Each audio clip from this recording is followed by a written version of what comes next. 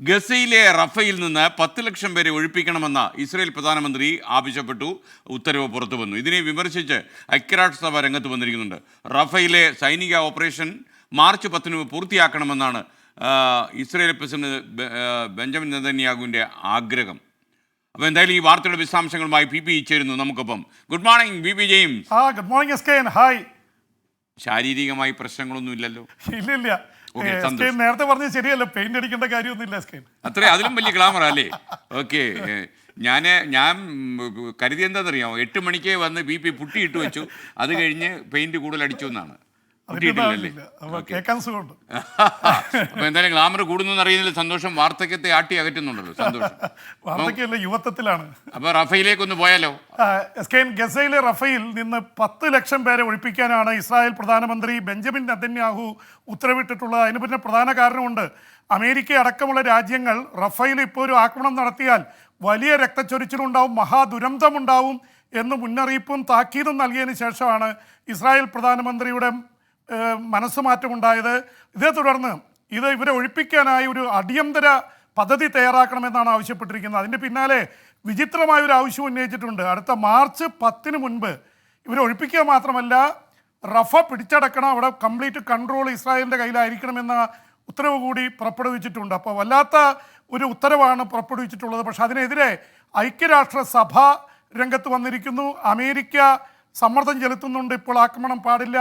അതുമാത്രമല്ല, British foreign secretary, വിദേശകാര്യ മന്ത്രി തന്നെയാണ് ഫോറിൻ സെക്രട്ടറി എന്ന് പറയുന്നത്, ഡേവിഡ് കാമറൂൺ, മുൻ പ്രധാനമന്ത്രി കൂടിയാണ്, അദ്ദേഹം രംഗത്ത് വന്നിരിക്കുന്നു. യൂറോപ്യൻ യൂണിയൻ്റെ വിദേശകാര്യ തലവൻ ജോസഫ് ബോറൽ രംഗത്ത് വന്നിരിക്കുന്നു.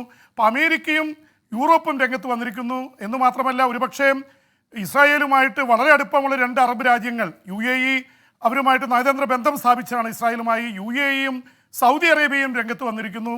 വലിയ താക്കീതാണ് നൽകിയിരിക്കുന്നത്. മഹാദുരന്തം നീ ഉണ്ടാക്കരുത്, അതീവ ഗുരുതരമായിരിക്കും പ്രത്യാഘാതം എന്ന് പറഞ്ഞിരിക്കുന്നു. പക്ഷേ ഇതൊന്നും കൂസാതെ ഇസ്രായേൽ പ്രധാനമന്ത്രിയുടെ ഉത്തരവ് വന്നിട്ടും അവിടെ ആക്രമണം നടന്നു, ഒരു വീടിന് നേരെ ആക്രമണം നടന്നു, 8 പേർ കൊല്ലപ്പെട്ടു. ഹമാസിൻ്റെ 3 നേതാക്കൾ കൊല്ലപ്പെട്ടിട്ടുണ്ട്, 5 പാലസ്തീൻ ഓഫീസർമാർ കൊല്ലപ്പെട്ടിട്ടുണ്ട്. എസ്കേൻ, ഈ ഗസയിൽ മൊത്തം 23 ലക്ഷം ജനങ്ങളാണുള്ളത്. അതിൽ 14 ലക്ഷം പേരും ഈജിപ്ഷ്യൻ അതിർത്തിക്കടുത്തുള്ള റഫയിൽ തമ്പടിച്ചിരിക്കുകയാണ്. അവിടെ കണ്ടു കഴിഞ്ഞാൽ വിഷ്വൽ കണ്ടാൽ തന്നെ ഒരുപാട് ടെൻറ്റുകൾക്ക് പുറമെ ടെൻറ്റുകളായിട്ട് ഈ തണുപ്പിനിടയിൽ ചെറിയ ടെൻറ്റുകൾ കെട്ടി, ഭക്ഷണമില്ല, മരുന്നുകൾ കിട്ടാനില്ല, പകർച്ചവ്യാധികളുണ്ട്. അതിനിടയിലാണ് 10-14 ലക്ഷം പേര് തിങ്ങിക്കൂടി ജീവിക്കുന്നത്. അവിടെയാണ് ബോംബിംഗ് നടത്താൻ പോകുന്നത് ഇസ്രായേൽ. അതിനെതിരെയാണ് അതീവ ശക്തമായിട്ടുള്ള എതിർപ്പ് വന്നിരിക്കുന്നത്. അതിനിടയിൽ നമ്മളെയൊക്കെ ഒരുപക്ഷെ കരളലിയിപ്പിക്കുന്ന ഒരു സംഭവം, ഈ ഹിന്ദ് റജാബ് എന്ന 5 വയസ്സുകാരി പെൺകുട്ടിയെക്കുറിച്ച് കഴിഞ്ഞ ദിവസങ്ങളിലൊക്കെ നമ്മൾ സംസാരിച്ചതാണ്. ഈ ഇസ്രായേലി സേന വെടിവെച്ചതിനെ തുടർന്ന് കാറിലുണ്ടായിരുന്ന തൻ്റെ ബന്ധുക്കൾ മുഴുവൻ കൊല്ലപ്പെട്ടു. അതിനിടയിൽ നിന്ന് അവർ നടത്തിയ ദീനരോധനം ഈ UN സംഘടനകൾ വഴി ലോകം മുഴുവൻ എത്തിയതാണ്. ഒരുപക്ഷെ ഗസയിലെ നിലവിളിയാണ് ആ കുട്ടിയുടെ, ഹിന്ദ് റജബ് എന്ന കുട്ടിയുടെ. 12 ദിവസത്തിന് ശേഷം ആ കുട്ടിയെ കാറിൽ വെടിയേറ്റ് മരിച്ച നിലയിൽ കണ്ടെത്തി. അവരെ രക്ഷിക്കാൻ പോയ ആംബുലൻസിൽ പോയ 2 പാലസ്തീൻകാരും കൊല്ലപ്പെട്ടു, 5 ബന്ധുക്കളും കൊല്ലപ്പെട്ട നിലയിലാണ് കണ്ടെത്തിയത്. ഒരുപക്ഷെ ഈ യുദ്ധത്തിൻ്റെ ഒരു ദുരന്ത മുഖമായി ഈ ഹിന്ദ് റജാബ് എന്ന ആ പെൺകുട്ടിയുടെ ദീനരോധനം കൂടി നമ്മൾ കേൾക്കേണ്ടി വരുന്നു. എസ്കേൻ. ജെയിംസ്, പാകിസ്ഥാനിൽ നിന്ന് വരുന്നൊരു വാർത്ത, നവാസ് ഷെരീഫിനെ അധികാരത്തിലെത്തിക്കാൻ അവിടുത്തെ സൈന്യം ഏതാണ്ട് തീരുമാനിച്ചു എന്ന രീതിയിൽ വാർത്ത വരുന്നു. എന്തായാലും അതൊരു സൈന്യം ആരെ പിന്തുണയ്ക്കുന്നു, അത് മാത്രമല്ലേ അവിടെ സംഭവിക്കൂ. എന്തൊക്കെയാണ് വിവരങ്ങൾ? എസ്കേൻ, പാകിസ്ഥാനിലെ നവാസ് ഷെരീഫിനെ വിദേശത്ത് നിന്ന് കൊണ്ടുവന്നത് തന്നെ പാക് സൈന്യത്തെ സംബന്ധിച്ചിടത്തോളം ഇമ്രാൻഖാനെ തടയാനുള്ളൊരു വഴിയായിട്ടാണ്. പക്ഷേ ഇലക്ഷനിൽ വേണ്ടത്ര റിസൾട്ട് ഉണ്ടായില്ല. 1075 സീറ്റിൽ ഒതുങ്ങി. ഭൂരിപക്ഷം വേണമെങ്കിൽ 133 സീറ്റ് വേണം.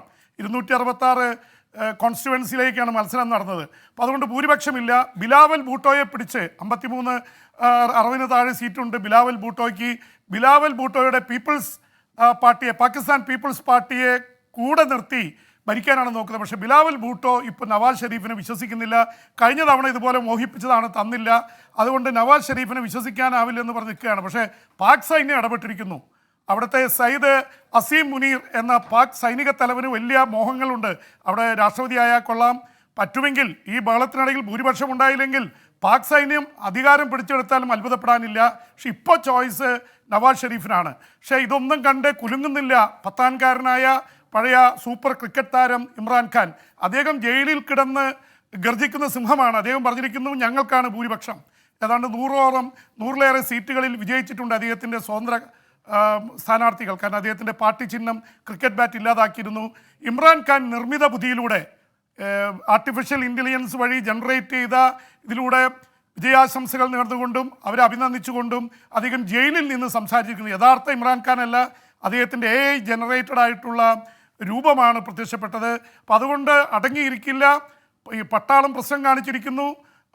എന്ത് വില കൊടുത്തും പാകിസ്ഥാനിൽ ജനാധിപത്യം സംരക്ഷിക്കുന്നു പറഞ്ഞ് ഇമ്രാൻഖാൻ നിൽക്കുകയാണ്. പക്ഷേ 34 വർഷത്തെ ജയിൽ ശിക്ഷയ്ക്ക് വിധിക്കപ്പെട്ട അദ്ദേഹവും ഏതാണ്ട് അതിന് താഴെ ജയിൽ ശിക്ഷയ്ക്ക് വിധിക്കപ്പെട്ട അദ്ദേഹത്തിൻ്റെ മൂന്നാമത്തെ ഭാര്യ ബുഷ്ര ബീവിയും സ്വാഭാവികമായിട്ട് അവർക്കൊന്നും ചെയ്യാൻ കഴിയാത്ത അവസ്ഥയിലാണ് കാര്യങ്ങൾ. പക്ഷേ ജനങ്ങൾ ഇയാൾക്ക് വേണ്ടി രംഗത്ത് വരുന്നുണ്ട്. ഇതിനിടയിൽ ബ്രിട്ടനും അമേരിക്കയും രംഗത്ത് വന്നിരിക്കുന്ന SKN പാകിസ്ഥാനിൽ നടന്നത് വലിയ അവിടുത്തെ അഭിപ്രായ സ്വാതന്ത്ര്യം തടഞ്ഞുകൊണ്ട് ഇൻ്റർനെറ്റൊക്കെ ഓഫ് ചെയ്ത് വല്ലാത്ത രീതിയിലുള്ള ഇടപെടൽ നടന്നിട്ടുണ്ട്. ജനാധിപത്യം സംരക്ഷിക്കുന്ന രീതിയിൽ തെരഞ്ഞെടുപ്പ് നടത്താനായില്ല എന്ന് പാശ്ചാത്യ രാജ്യങ്ങൾ അഭിപ്രായപ്പെടുന്നു. ഇന്ത്യ വളരെ ഗൗരവത്തോടെയാണ് അവിടുത്തെ സംഭവവാസങ്ങളെ കാണുന്നത്.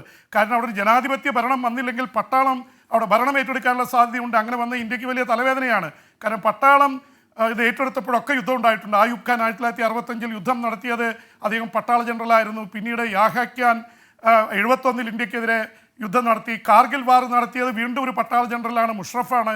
അതുകൊണ്ട് പട്ടാള ജനറൽമാർ വരുന്നത് അവർ വാർ മോങ്കേഴ്സാണ്. അവർ ഇന്ത്യക്കെതിരെ യുദ്ധത്തിന് വരും, കാശ്മീരിൽ ഭീകരാക്രമണം നടത്തും.